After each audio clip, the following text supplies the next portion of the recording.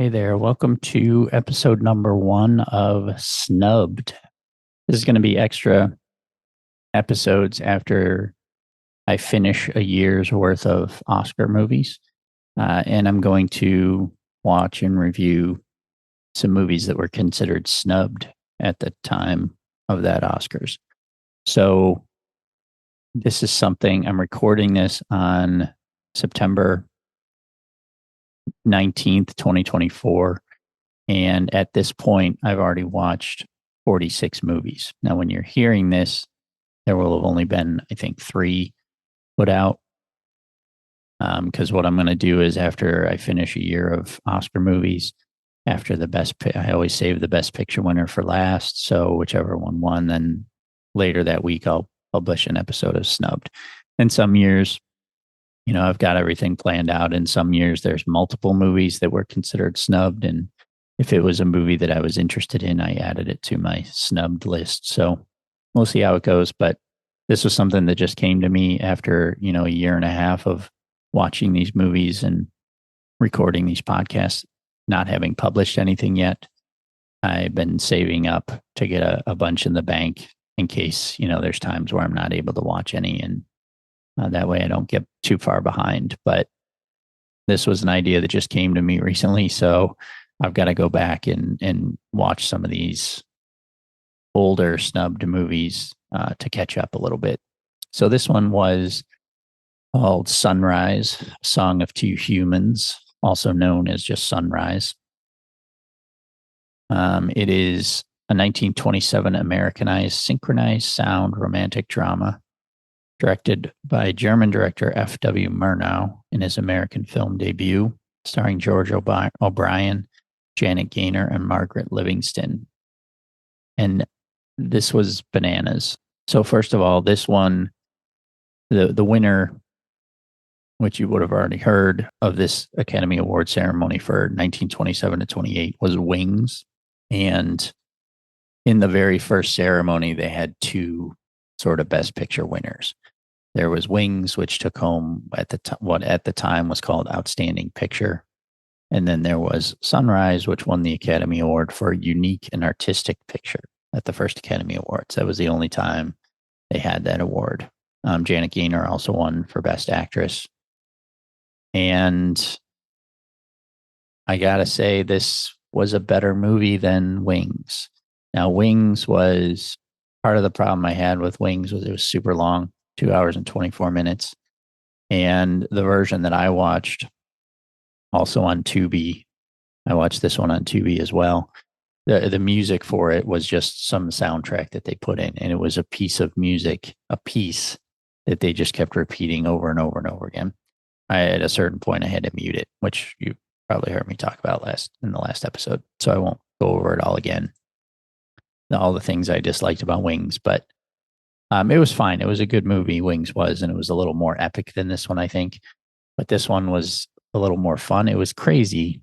The story is crazy. But technically, this one was pretty amazing. They did a lot of like special effects. There was overlays and composition, and they would do flashbacks and flash forwards, and they on the title cards where it had the dialogue. There's one part where the dialogue sort of animated, and it said, "What if she drowned?" And it like started to sort of melt, and it was pretty cool the way that they did some of the stuff in this movie, and they had like storms and boats on the ocean that were getting pummeled by a storm and lightning and all this crazy stuff. There was a scene where two scenes, one where the couple was walking through traffic and a lot of cars moving pretty quickly, and it might have been sped up a little bit, but moving pretty quickly and like dodging all these cars, but they were just sort of moving through the traffic. But then thinking about it, like the camera also had to move through. So it had to have been pretty well choreographed, I would think. And then there was another scene after that where they were walking through the traffic again, but it looked like they were in front of a screen, and then they overlaid like cars going behind them. So it looked like they were actually moving through the traffic, but because they were in front of a screen, it switched to like them walking through the woods and then back to the traffic again. And so there was a lot of really cool like artistic and technical stuff in this one.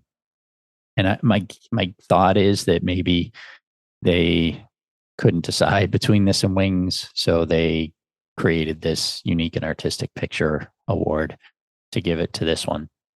Let's see. I'll read a little bit more here. The film's plot follows a married farmer, O'Brien, who falls for a woman vacationing from the city, Livingston, who tries to convince him to murder his wife, Gaynor, in order to be with her. While the film has no audible dialogue, it was released with a synchronized musical score. Okay, maybe this, okay, with sound effects using the movie tone sound on film process.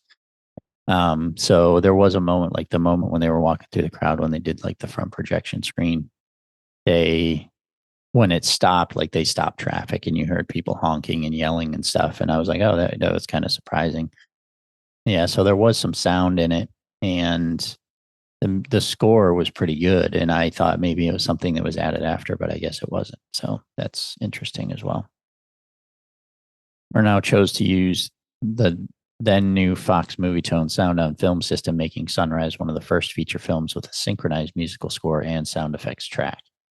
The film incorporated Charles Gounod's 1872 composition Funeral March of a Marionette, which inspired its use as a theme for the television series Alfred Hitchcock Presents. Frederick Chopin's A Minor Prelude also features prominently in orchestral arrangement. Film's legacy has endured and is now widely considered a masterpiece and one of the greatest films ever made. Many have called it the greatest film of the silent era. In 1989, Sunrise was one of the first 25 films selected by the U.S. Library of Congress for preservation in the National Film Registry. The Academy Film Archive preserved Sunrise in 2004. 2007 updated the American Film Institute's list of 100 greatest American films, ranked at number 82. Although the original 35 millimeter negative of the original American version of Sunrise was destroyed in the 1937 Fox Vault fire, a new negative was created from a surviving print. So this was a vacationing woman from the city lingers in a lakeside town for weeks. After dark, she goes to a farmhouse where the man and the wife live with their child. She whistles from the fence outside. The man is torn, but finally departs, leaving his wife with the memories of better times when they were deeply in love. So they did some flashbacks and stuff of him and his wife when they were happy. So he goes and meets this woman, and then she's like, what if your wife just drowned? And she comes up with this whole plot. And so the next day she's like, oh, take these reeds and use them to float. And then after she drowns, flip the boat over and then, use the reeds to float back to shore, but then break them up and spread them out so that they don't know that you used them. So he stores those on the boat, and he goes to take his wife out on this boat trip. And like before they go, their dog breaks loose and comes running out. Like the dog's all upset, like he senses something. And the guy takes the dog back and comes back and gets on the boat with the woman and takes her out. And when at the moment where he's going to push her over and kill her, like she realizes it and he can't go through with it. So they go back and she runs away kind of into the city, and then he chases her, and then they end up rekindling the romance, and they have this whole day. But it was like the whole time I was thinking like he was going to murder you. It was crazy. And then at the end I'm going to spoil a bit. It's 100 years old. So whatever. They go on, they end up on a boat in a storm. And I was like, one of these two MFers is going to drown here. And it's thought that she does. And he gives her the reeds that he had stored in the boat. And she ends up surviving. Like they think she's dead. And the woman from the city comes and tries to get him to, go with her. And he's about to murder her when they realize that his wife is actually alive. And then it ends and comes up, the ending is a sunrise and the man and wife kiss. So it was very good. It was shocking in some places. It was crazy. But just technically, it was great. It looked good. And the acting was pretty good for the time, too. Obviously, no dialogue, but for that silent period, it was pretty good acting. So I like this one. I like this one better than Wings. I did. Had some problems with Wings. It was good, but it was long and boring. So this one was better. So yeah, moving on to the 1928 to 29 Oscars. See you there.